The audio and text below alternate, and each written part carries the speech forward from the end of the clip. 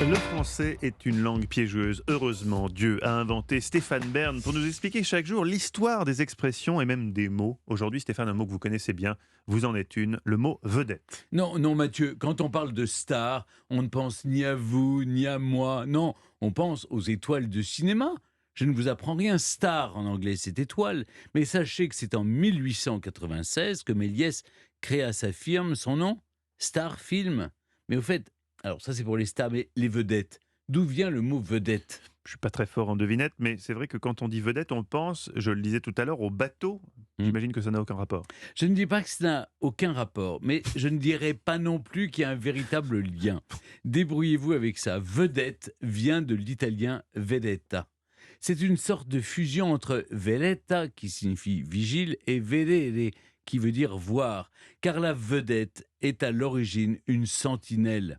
On commence à utiliser le mot en France au XVIe siècle. Rien à voir avec les héros de la presse people, non, non. Les vedettes, ce sont les sentinelles situées tout en haut d'une tourelle pour veiller et alerter si des ennemis potentiels risquent d'arriver et de passer à l'attaque. Pour évoquer ces soldats qui allaient à ce poste, on disait qu'ils étaient placés en vedette, Hmm. c'est-à-dire en haut, au vu de tous.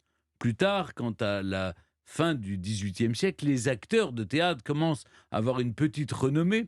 On mettait en vedette les noms principaux en les plaçant, comme disait le grand Charles, en haut de l'affiche. Quand vous parliez des bateaux tout à l'heure, Mathieu, eh bien, vous n'avez pas complètement tort. Eh oui, les vedettes étaient aussi et surtout des navires de surveillance. On revient donc à notre histoire de guérite. Allez, terminons avec une citation de star, George Clooney.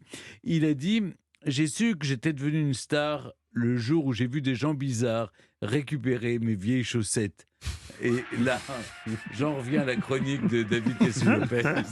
Les vieilles chaussettes de Alors George Clooney. là, c'est ultra Ça, c'est vintage. vintage. Ça a le parfum du vintage, quoi. Ah, le Vous en êtes parfum.